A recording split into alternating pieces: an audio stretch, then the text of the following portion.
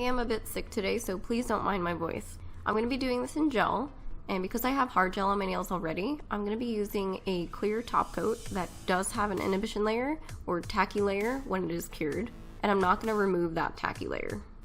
You're going to get a whole different effect from this robot dandruff. I'm using D1 from Wildflowers Nails if you push it into the tacky layer, as opposed to wiping it on a no-wipe top coat. So I'm just using a fuzzy brush to pack it all on, make sure it's nice and flattened to the nail into the tacky layer. If you did want to do some polish, I would push this down into a tacky base coat. So I would paint your base coat on, and before it dries completely, just pack this all on.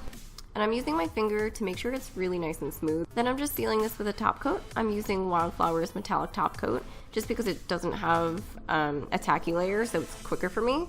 But if you were doing this in polish, you could use Sèche Vite, anything that dries quickly. And after I cured that, I'm just gonna buff the whole nail to make sure it's not shiny. That's gonna make it easier to see what you're painting. If you are doing this in polish, just make sure you wait long enough before you buff it. Then I'm using Wildflowers art paints. This one is in pitch. It's just a really nice deep black. And I wet my brush a little bit first before I put it in the paint, just so that it's really nice and smooth when it goes on. It'll last a little bit longer. And you really want to loosen up your brush and make sure you get the paint all up inside your brush so it paints on evenly.